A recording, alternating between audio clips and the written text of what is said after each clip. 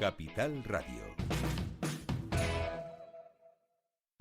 Para personas inquietas, Capital Radio.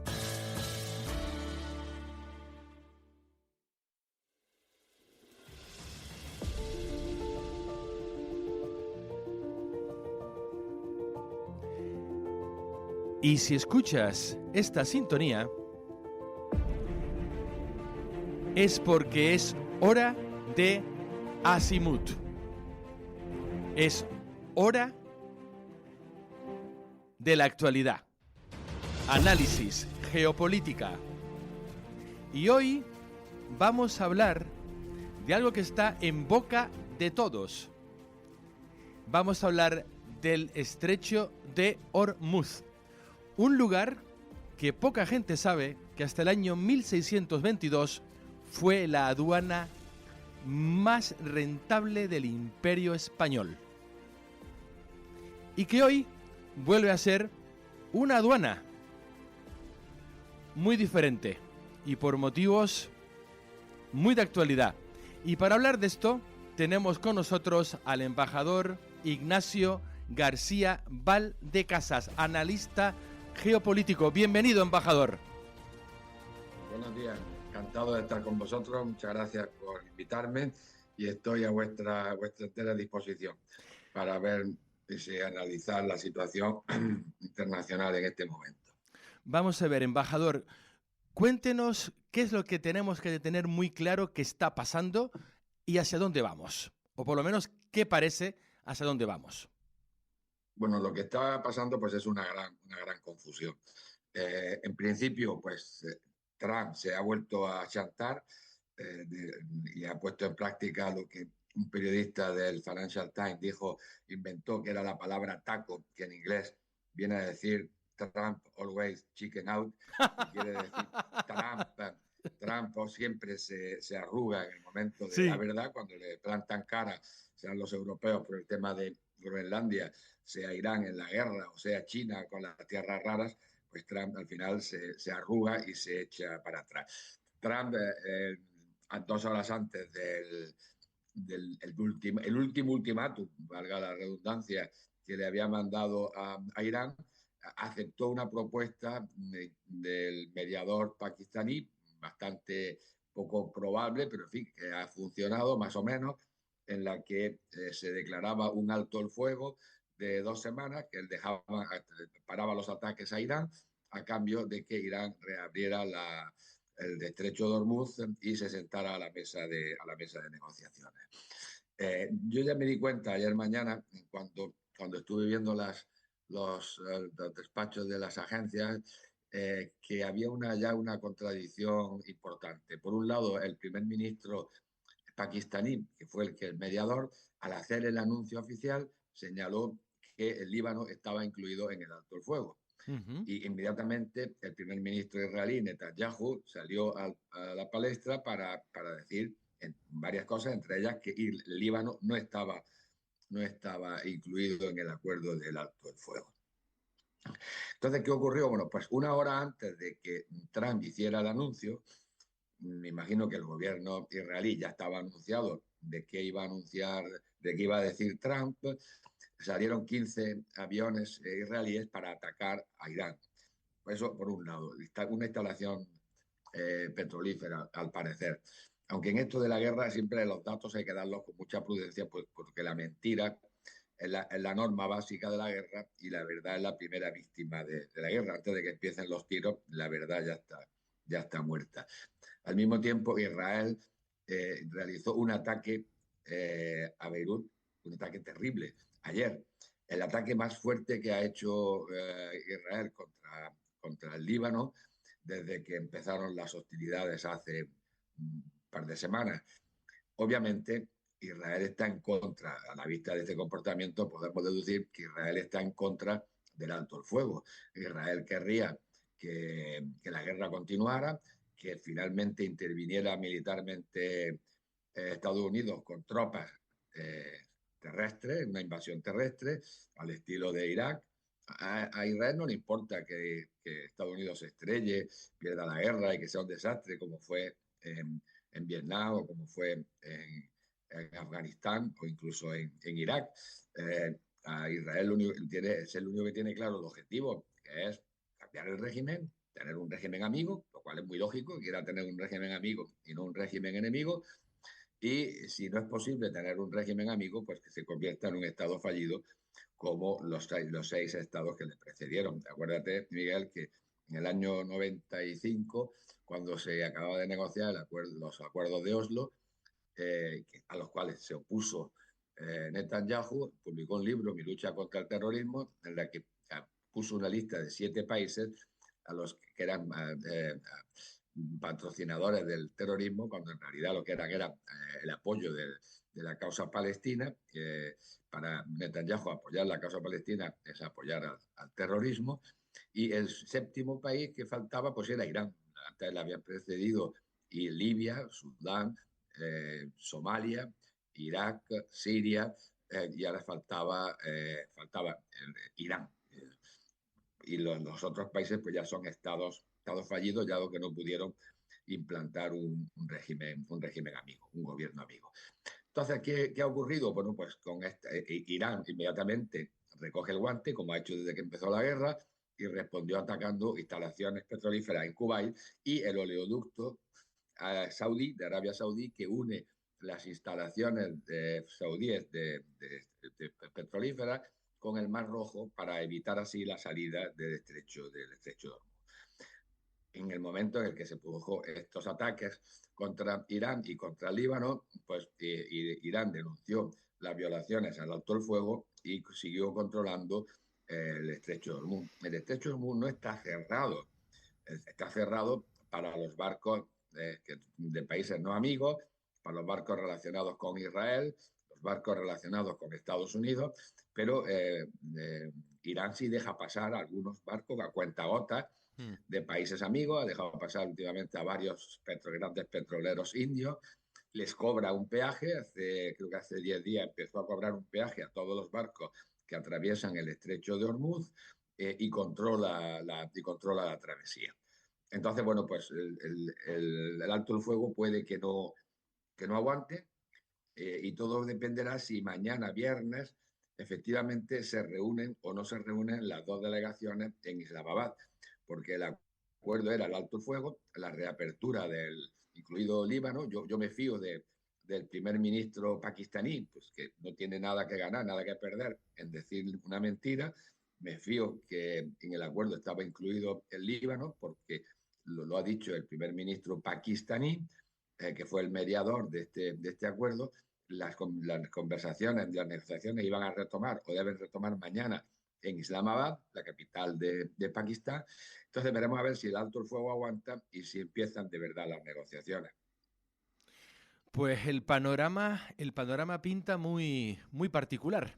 Aquí, obviamente, hay dos cosas. Uno, el taco, el Trump always chicken out. Esto quizá está relacionado con esta estrategia de decir 40.000 y al final quedarse con 2. El famoso arte del trato, de Art of the Deal de este señor. ¿O es que este hombre, a qué está jugando? Bueno, yo ya he llegado a la conclusión de que a Trump no hay que hacerle mucho caso de lo que dice, pero sí hay que hacerle mucho caso de lo que hace. Su reacción fue francamente extraordinaria. Un presidente de Estados Unidos que anuncia que va a cometer crímenes de guerra. Sí. Es la primera vez que yo esto lo he visto en una larguísima carrera, anunciando que iba a atacar las instalaciones civiles a la población civil. Primer anuncio. El segundo anuncio fue mucho peor. Era el presidente de Estados Unidos anunciando que iba a cometer un genocidio, Sí, sí. cuando dijo que iba a destruir una civilización y que jamás volvería a haber una civilización. Y supongo que querría utilizarlo, pero tan terrible era la cosa que la Casa Blanca tuvo que salir al público y a la prensa para decir que no se estaban tomando en consideración la posibilidad de utilizar armas nucleares. Es decir, todo esto es una locura. Tenemos a un presidente extraordinario, pero que hay que fijarse en lo que hace. Y lo que Exacto. hace es amenazar, amagar y no dar. Y detenerse siempre en el borde del precipicio. Y claro, él sabe que la fuerza más importante... Perdona que tengo un segundito, tengo el fuego. No se preocupe, señor embajador. No se preocupe. Pues sí que estamos viviendo tiempos de mucha incertidumbre, tiempos de mucha tensión y donde, como dice el señor embajador, hay que fiarse de lo que se hace y no tanto de lo que se dice. Claro, tenemos que ver ahora si siguen los ataques israelíes, con lo cual pues está claro que Israel intenta boicotear por todos los medios el alto el fuego, si Estados Unidos retoma sus ataques y cómo va reaccionando Irán. Irán, pues, para que nos hagamos una composición, si ahora mismo se firmara la paz sin llegar a ningún acuerdo, que sería pues dejar un conflicto congelado, como se dejó el de Corea, pues habría sido una pequeña victoria iraní. ¿Por qué una pequeña victoria iraní? Porque habría aguantado los embates y los ataques de dos grandes potencias, de Estados Unidos y de Israel, y que Israel claramente su objetivo, como he dicho, era el cambio de régimen o de convertirlo en un Estado fallido. Entonces, habría aguantado los ataques de Estados Unidos e Israel. Estados Unidos no tenía claro cuál era el objetivo. Durante las 2 primeras semanas estuvieron pegando palos de ciego hasta que al final pues pudieron establecer cuál era el objetivo, que es la gran mentira de esta guerra, Sí. que es el problema nuclear, porque si hubiera sido el problema nuclear, lo habrían dicho desde el principio, y no que desde el principio estuvieron diciendo una cosa y la contraria sobre cuáles eran los objetivos reales de la guerra y sobre todo los motivos por los que habían entrado. Entonces, volviendo al hilo, si ahora mismo la paz se quedara como está ahora mismo la situación, sería una pequeña victoria de Irán. Pero si en las negociaciones Irán consigue que Estados Unidos e Israel acepten algunos de los 10 puntos que han presentado, pues la victoria será por cada punto que acepte Estados Unidos, una victoria cada vez mayor. Claro. Recordemos que Trump en su anuncio público dijo que los 10 puntos presentados por Irán eran una buena base para la negociación. Es decir, que Estados Unidos ha aceptado empezar a negociar sobre la base de la propuesta iraní de 10 puntos y no sobre la base de la propuesta propia de Estados Unidos de 15 puntos. Y eso es lo más significativo, lo que yo interpreto como una cierta posición de debilidad de Estados Unidos frente a una posición de fortaleza relativa por parte de Irán, porque lo que se ha demostrado una vez más, aunque ya lo sabíamos por la historia, que con los bombardeos puedes destruir muchas cosas, pero no pones de rodillas a un país y no le obliga a una rendición incondicional. Eso solo ocurrió con las 2 bombas atómicas y algunos analistas incluso lo ponen en duda y dicen que si no se hubiera producido entre la primera y la segunda bomba atómica de Hiroshima y Nagasaki la intervención soviética Exacto. terrestre, pues posiblemente Japón no se habría rendido. Pero eso es una especulación histórica que ahora ya no tiene mucho más sentido que el conocimiento puramente teórico. Entonces se ha demostrado que con los bombardeos la población cierra filas a favor de su gobierno porque siente que su país está siendo atacado y no tienen el efecto deseado más allá de producir destrucción. Lo estamos viendo en el Líbano, ¿no? Entonces, bueno, pues esa es la situación. Desde donde yo estoy, desde fuera, lo que parece es que aquí hay un actor, hay un verso suelto, como dicen en inglés, un loose cannon. Y este es Israel. Bueno, no es un verso suelto, no, Israel nada de verso ¿No? suelto, Israel es un actor importantísimo. A esto voy, además, pero que hace lo que le da la gana. O sea, tiene una influencia, pero bueno, porque tiene el apoyo de Estados Unidos. En el momento que no tenga el apoyo de Estados Unidos, dejará de hacer lo que le da la gana, porque con Estados Unidos tiene 3.500 millones de dólares fijos, esos son fijos, es una paguita fija todos los años, y aparte de eso, en momentos extraordinarios, pues Estados Unidos le regala las armas, como ha pasado en Gaza. El 90% de las armas y bombas que se han tirado en Gaza pues han sido suministradas gratis et amore por los Estados Unidos. Entonces, en plan de broma dicen que normalmente el perro mueve el rabo, pero que en estas circunstancias el rabo mueve al perro. Y que un país pequeño, pues lo que se refiere a la política exterior de Estados Unidos en Oriente Medio, pues Israel, algunos dicen que tiene una influencia, otros que tiene una gran influencia y otros que esa política exterior de Estados Unidos en Oriente Medio la fijan el lobby israelí en Washington, lo que se llama la AIPAC, en coordinación con el gobierno israelí de turno. Pero bueno, ahí hay análisis para todos los gustos. Sí, para dar y y tomar. Lo que parece es que entonces a lo mejor lo que tiene Israel es, por ahora, un cheque en blanco. Siempre lo ha tenido, no al 100%, porque fíjate que todos los presidentes de Estados Unidos, hasta llegar a Trump, se han negado a atacar a Irán, a entrar en guerra con Irán.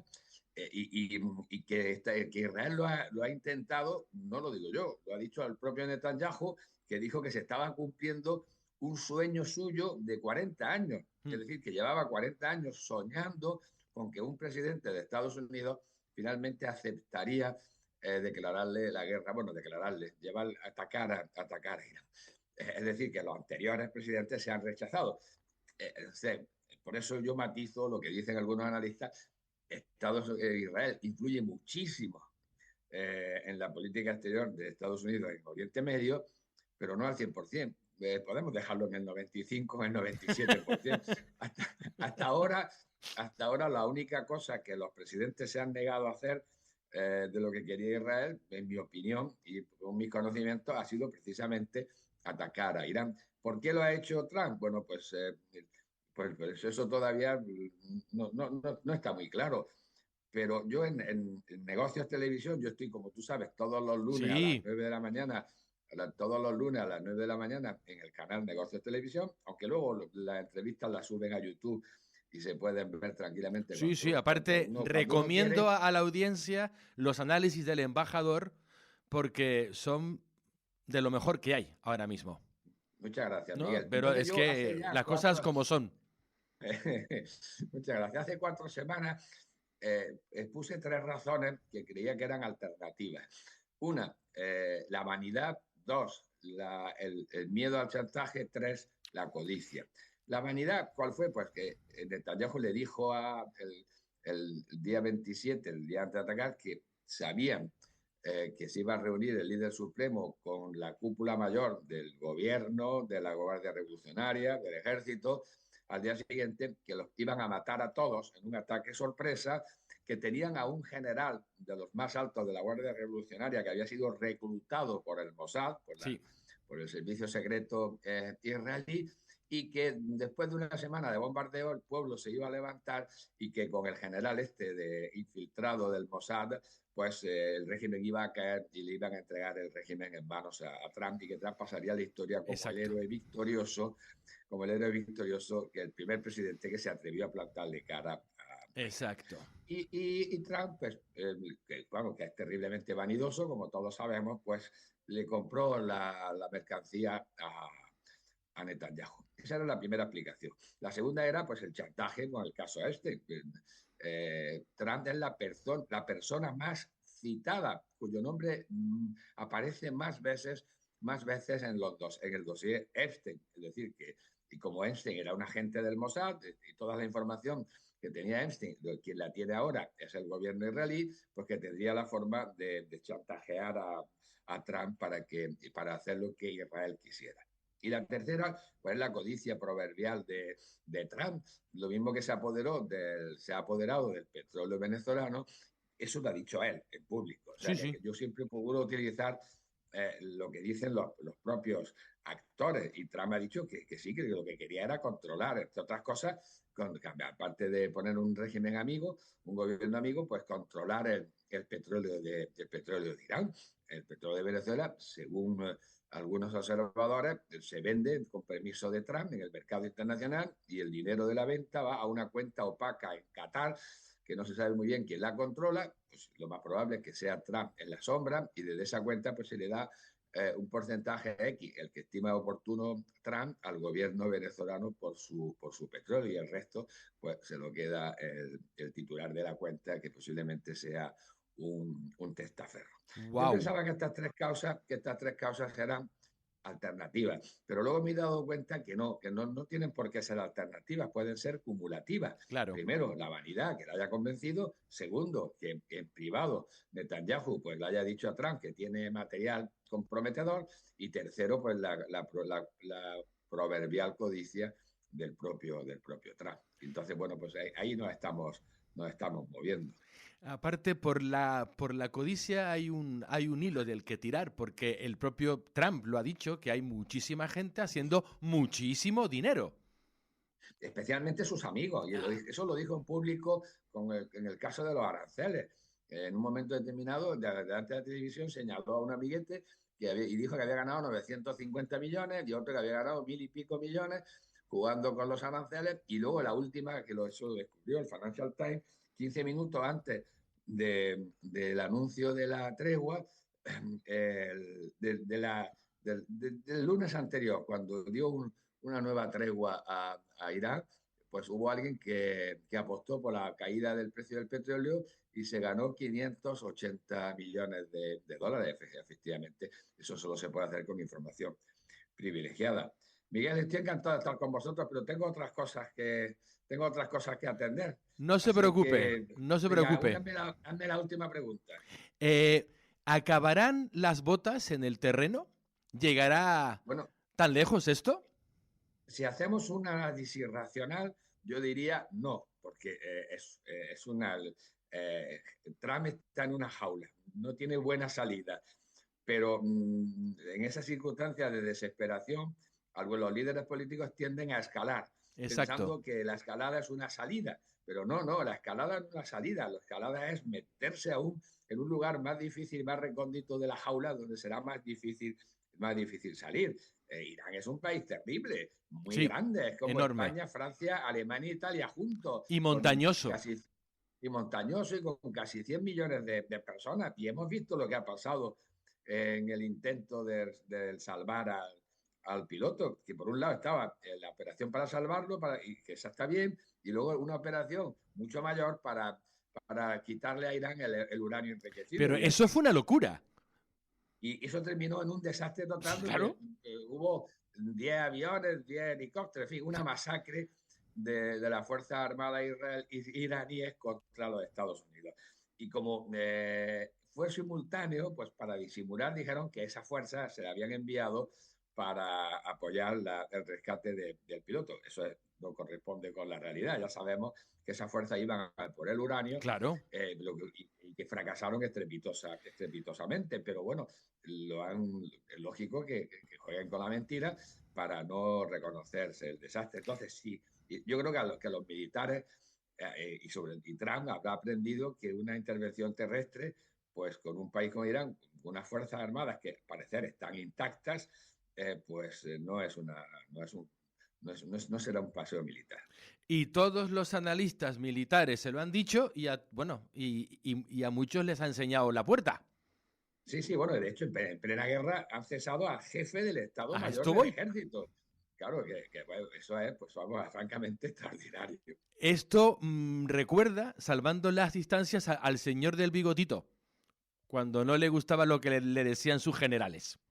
Bueno, yo no me gustan las comparaciones porque, claro, la historia, el tiempo y los lugares pues siempre son diferentes y es muy difícil hacer comparaciones. Lo que sí, la historia lo que sí nos sirve es para sacar lecciones y aprender de ella. Y la gente que no conoce la historia pues se pierde una buena manera de aprender lecciones que les serían útiles en el momento presente. Tal cual. Pues muchas gracias, Miguel, por la invitación y a vuestra disposición en cualquier otro momento. Es un gusto, señor embajador. Vale. Muchas gracias y un saludo a vuestra audiencia. Estoy encantado de haber estado con vosotros. Un gusto el tenerle por aquí y espero volverle a tener para que nos siga iluminando y analizando esta tan compleja actualidad. Muchas gracias, Ignacio García Valdecasas. Encantado, Miguel. Buen día. Buen día. Y no se vayan porque sigue la programación de la 10 Capital Radio y a las 10:30 de la mañana, hora canaria, volveremos esta vez con el programa Tiempos Interesantes. Y vamos a hablar de satanismo, exorcismos y los caballeros templarios modernos. No se lo pierdan porque es una exclusiva mundial a las 10:30 de la mañana. Satanismo, exorcismos y la nueva orden del Temple. Hasta muy pronto. ¡Arigato! Capital Radio.